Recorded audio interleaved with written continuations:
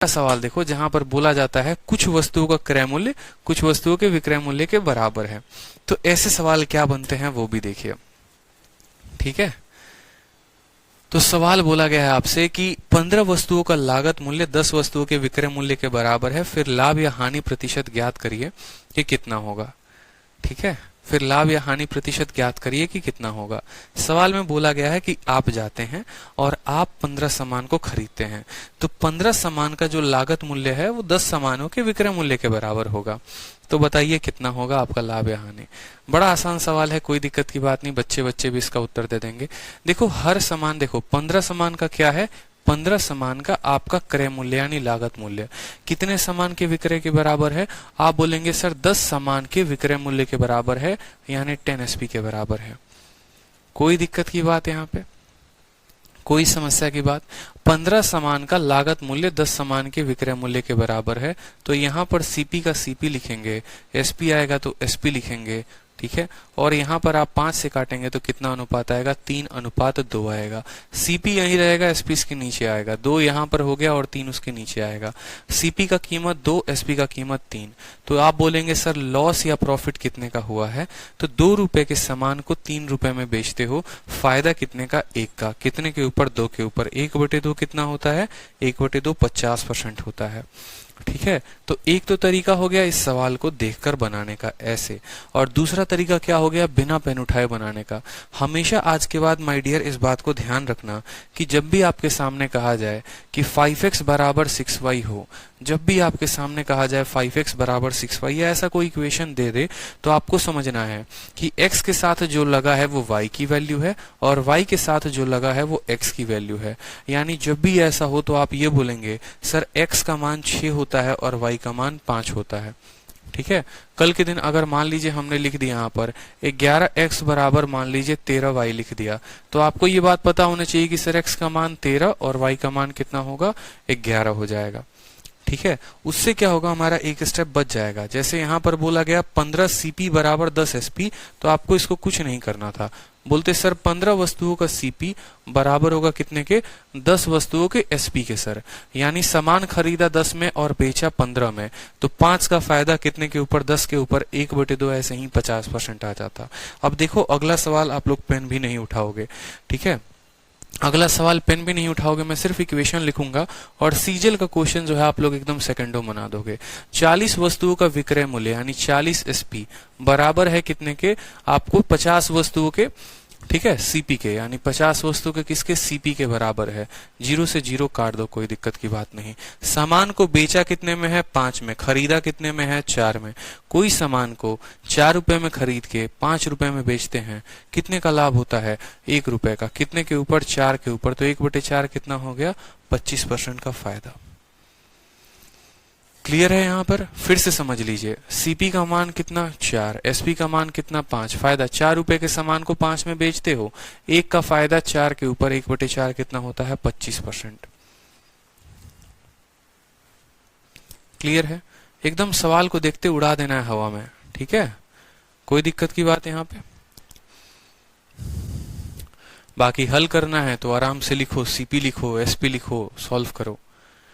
ठीक है, चलो अगला सवाल देखो। बोला गया है 25 वस्तुओं का जो है क्रय मूल्य 30 वस्तुओं के विक्रय मूल्य के बराबर है, तो बताइए लागत मूल्य और ये कितना होगा। देखो यहाँ पर ये जो 25 वर्ड लगा हुआ है ये CP के साथ लगा है, और ये जो 30 वर्ड लगा हुआ है ये आपका किसके साथ लगा है, ये आपका SP के साथ लगा है। तो आपको पता है कि जिसके साथ जो लगा होता है वो उसकी वैल्यू नहीं होती है। यानी हमारा सेलिंग प्राइस का दाम 25 रुपए, कॉस्ट प्राइस का दाम 30 रुपए, यानी 30 रुपए को सामान को 25 में बेच रहे हैं, नुकसान कितने का, 5 का। कितने के ऊपर, 30 के ऊपर, 1/6 कौन सा होगा, 16 सही 2/3 जो होगा वो आंसर होगा। 16 सही 2/3 जो होगा वो आंसर होगा। नहीं यकीन है तो बना के देख लो। बोलोगे सर 25 आर्टिकल का CP बराबर होगा कितने के सर, 30 आर्टिकल के SP के। मैं तो बस ये चाहता हूं कि आप लोग बिना पेन लगाए बिना पेन उठाए जो है आप बनाओ। परीक्षा में क्या होगा, मॉक टेस्ट में देखा, अरे सवाल 2 सेकंड में बन गया, उड़ा दो बिल्कुल, ताकि उससे बाकी क्वेश्चंस को बनाने में फायदा मिलेगा। अब यहाँ पर चाहो तो आप इसको 5 और 5 से काट सकते हो। 25 को 5 से काटोगे तो 5 बार में कटेगा, और 30 को काटोगे तो 6 बार में कटेगा। मैंने कहा सीपी का मान कितना 6, एसपी का मान कितना 5, यानी 6 रुपए के सामान को 5 में बेचते हो, कितने का नुकसान 1, कितने के ऊपर 6 के ऊपर, तो 1/6 कितना आएगा 16 सही, 2/3 करेक्ट उत्तर। ठीक है, तो इस तरीके से देखो, इसमें टोटल 3 टाइप होते हैं। जैसे आप जो टाइप नंबर 3 पढ़ रहे हो ना, इसमें टोटल 3 टाइप होगा, 3A, फिर होगा 3B, और शायद चलकर आगे जो है मुझे लगता है 3C भी होगा, या 3A 3B ही होगा। एक बार देख लेते हैं, कंफर्म कर लेते हैं। 3A 3B 2 टाइप हैं। एक तो टाइप में आपको ये बताता है कि आपको इतने वस्तुओं का क्रय मूल्य इतने वस्तुओं के विक्रय मूल्य के बराबर होगा, ठीक है। और दूसरा जो है वो आपको ये बताता है, ठीक है, कि आपका प्रॉफिट या लॉस अगर सीपी या एसपी पर हो तो आप कैसे निकालेंगे। ये भी सवाल देख लीजिए कि अगर आपका प्रॉफिट या लॉस सीपी या एसपी पर है, कहने का मतलब क्या है, इस सवाल को पढ़ने के बाद ज्यादा क्लियर होगा जो आपके पेपर में पूछा गया है। सवाल में क्या दिया गया है वो देखिए, बोला जाता है आपने 2 वस्तुओं को बेचा, कितने में बेचा 800 रुपए में, तो एक व्यक्ति को फायदा होता है 5 वस्तुओं के क्रय मूल्य के बराबर, आपका लाभ कितने का है। ठीक है, 800 रुपए में 2 लेख बेचकर एक व्यक्ति 5 लेखों की लागत मूल्य का लाभ प्राप्त करता है, लाभ प्रतिशत है। उसी तरीके से अगला सवाल, 72 लेखों को बेचने से 8 लेखों की बिक्री मूल्य के बराबर का नुकसान हुआ, नुकसान प्रतिशत क्या होगा। ठीक है, तो एक जो है आपका प्रॉफिट सेलिंग प्राइस पर आएगा और एक प्रॉफिट जो है वो कॉस्ट प्राइस पर आएगा। जैसे ये सवाल, 33 मीटर के कपड़े बेचने पे राधे को 11 मीटर का फायदा होता है, बताओ गेन परसेंट क्या होगा। सबसे पहले ये सवाल बनाएंगे, फिर बाकी क्वेश्चंस को बनाएंगे तो ज्यादा और क्लैरिटी मिलेगा। आपके सामने ये है, 33 मीटर का कपड़ा किसने बेचा, राधे ने बेचा, उसको 11 मीटर के लागत मूल्य के बराबर का फायदा होता है, उसका लाभ प्रतिशत क्या होगा बताइए। उसका लाभ प्रतिशत क्या होगा बताइए। सारे के सारे रिपीटेड क्वेश्चंस हैं प्रीवियस ईयर के, देखते हैं कितने बच्चे आंसर कर पाते हैं। आंसर करिए, चलिए समय दिया आपको बहुत अच्छे से, 1 मिनट का समय दिया है, उत्तर बताइए।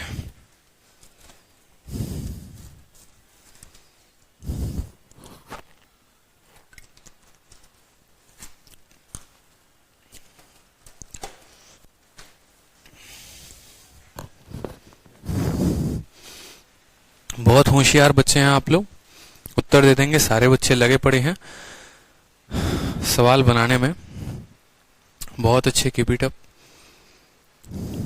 चलिए सवाल को समझिए। मान लीजिए कि हमारे राधे भाई साहब हैं, ठीक है, राधे भाई साहब की मूवी जो है वो पिट गई है, तो कपड़ा उपड़ा का दुकान कर लिया उन्होंने, बोला सब मोह माया है, कपड़ा उपड़ा बेचेंगे, जीवन चलाएंगे, यही बढ़िया है। तो कपड़े का दुकान किया उन्होंने।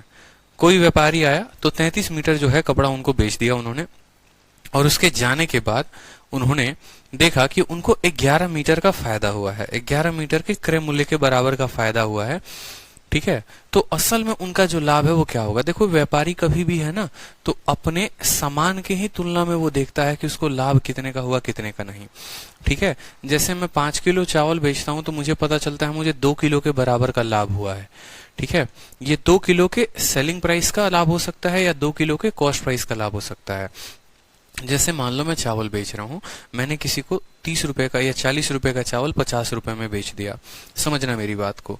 मैंने किसी को 40 रुपए का चावल 50 रुपए में बेच दिया, ठीक है, 50 रुपए में बेच रहा हूं, मैंने जो है मान लो उसको 2-3 किलो बेचा। इस तरीके से करके किसी ने मुझसे पूछा तुम्हारा लाभ क्या है, तो मैं बोलूंगा 2 किलो चावल के खरीद के बराबर या 2 किलो चावल के बिक्री के बराबर।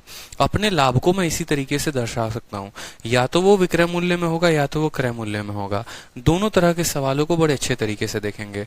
2 तरीके होंगे हमारे पास सवालों को हल करने के, एक होगा हमारा बेसिक तरीका और दूसरा होगा हमारा स्मार्ट अप्रोच। तो अगर हम बेसिक की बात करते हैं तो बेसिक में आप देखिए तो बोलेंगे कि सर आपको जो लाभ हुआ है वो कितने का हुआ है सर।